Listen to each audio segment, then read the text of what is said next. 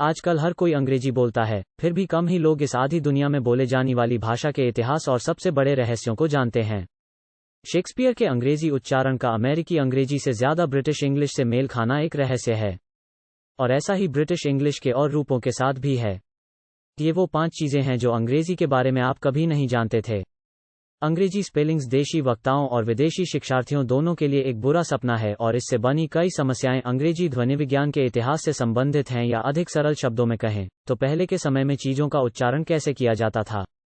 आप देखिए, अंग्रेजी को ध्वन्यात्मक रूप से नहीं लिखा गया है, और इसके उदाहरण है थरू और रफ, क्यू और क्यू, डेट और कई और ऐसे शब्द एक साथ आने वाले शब्दों की एक शानदार संख्या बना देते हैं जिनको जैसे बोलना चाहिए वैसे नहीं बोला जाता है।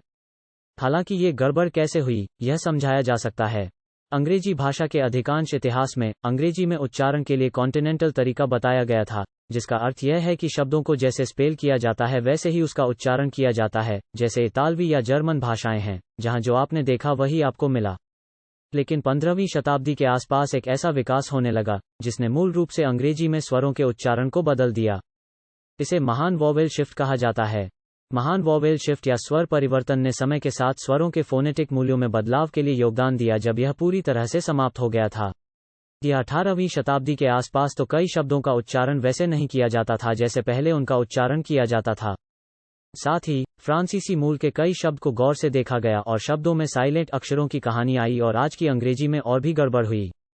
वर्तनी सुधार के प्रयास हुए, लेकिन कोई भी सफल नहीं हुआ, और इस तरह हम आधुनिक अंग्रेजी ऑर्थोग्राफी के बुरे सपने में फंसे हुए हैं। अंग्रेजी में व्याकरण संबंधी जटिलता ने भाषा को आसान बना दिया है, लेकिन कुछ नुकसानों के साथ।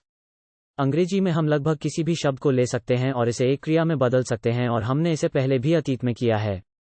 अधिकांश अन्य यूरोपीय भाषाओं में अंग्रेजी जैसी ऑन द फ्लाई फ्लेक्सिबिलिटी नहीं है। इंग्लिश में हम किसी भी संज्ञा को लेते हैं और इसे बिना ज्यादा सोचे समझे क्रिया में बदल सकते हैं। कभी कभी इसे वर्बिफिकेशन कहा जाता है। इसके कई सामान्य उदाहरण हैं। वेयर्ड आउट हो जाता है, विंग इट हो जाता है, गूगल इट हो जाता है, डिसरिस्पेक्ट टू डिसरिस्पेक्ट बन जाता है, और ऐसे उदाहरणों की लिस्ट बनती जाती हैं। कोई भी जटिलता जो इतिहास में खोई थी, वह एक आधुनिक अंग्रेजी में अनंत रूप से बची हुई है। ब्रिटिश समाज हमेशा क्लासिस्ट रहा है, और तुलनात्मक रूप से हाल ही में अंग्रेजी का एक विविध रूप रिसीव प्रोनंसिएशन ब्रिटिश अंग्रेजी का स्वर्ण रूप बन गया था। अंग्रेजी की इस विविधता को कभी कभी रानी की अंग्रेजी कहा जाता है, और इसे दशकों तक स्कूलों में और प्रसारणों में पूरे मीडिया में इस्तेमाल किया जाता था। बोलने का यह विशेष तरीका कुछ इस तरह से लगता है, हालांकि हाल के वर्षों में इसमें थोड़ा बदलाव हुआ है। यूट्यूब के साथ साथ इंटरनेट के प्रभाव ने सामान्य रूप से आरपी के प्रभाव को कमजोर कर दिया है, क्योंकि यह कई अन्य लोगों को अपने अलग उच्चारण में भाषा को बोलने के लिए प्रोत्साहित कर सकता है। कुछ महत्वपूर्ण और जाने माने यूट्यूबर्स जो आरपी में नहीं बोलते हैं वे हैं KSI, टोटल बिस्किट और थंडरफुट। इंटरनेट बहुत बदल गया है, और यहां तक कि ब्रिटेन में वर्ग और लहजे को क्लासेज में बांट दिया है। अमेरिकी अन्य अंग्रेजी बोलने वाले देशों की तुलना में भाषा को अलग तरह से लिखते हैं। यह ज्ञात हो जाता है जब हम देखते हैं कि ऑनर को ऑनर से अलग लिखा जाता है और लाइसेंस को लाइसेंस के रूप में। कई शब्दों को बस अलग तरीके से लिखा जाता है, लेकिन कुछ लोग कभी सवाल करते हैं कि क्यों। नोआ वेबस्टर एक अमेरिकी लेक्सियोग्राफर थे जो 18वीं और 19वीं शताब्दी में थे, और मुख्य व्यक्ति जो अमेरिकी अंग्रेजी की वर्तनी को स्थायी रूप से बदलने के लिए जिम्मेदार थे। यह उन्होंने जानकर अलग किया ताकि वो यूनाइटेड स्टेट्स की गुलामी से उभर पाए और अमेरिकी अंग्रेजी ब्रिटिश से अलग कर दी। समय में 1806 में पहली बार प्रकाशित उनका शब्दकोश अमेरिकी अंग्रेजी का आधार बना, वर्तनी और आधार दोनों के लिए। इसे बनाने के लिए उन्हें 28 से ज्यादा भाषाओं को सीखना पड़ा, जिनमें पुरानी अंग्रेजी, गोथिक, जर्मन, ग्रीक, लैटिन, इतालवी, स्पेनिश, फ्रेंच, डच, वेल्श, रूसी, हिब्रू, अरामी, फारसी, अरबी और संस्कृत की सीमा से बाहर तक।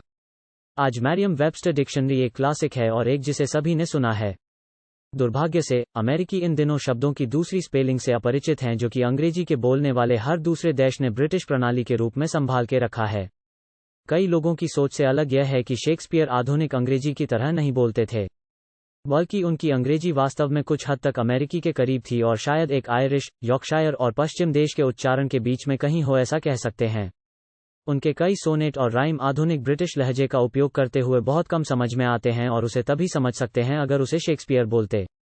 विद्वान आमतौर पर इसे ओपी के रूप में देखते हैं, जिसे ओरिजिनल प्रोनाउंसिएशन कहा जाता है, और यह कुछ गंभीर मंच अभिनेता नाटकों में इसे शेक्सपियर के अंदाज में ही बोलना पसंद करते हैं।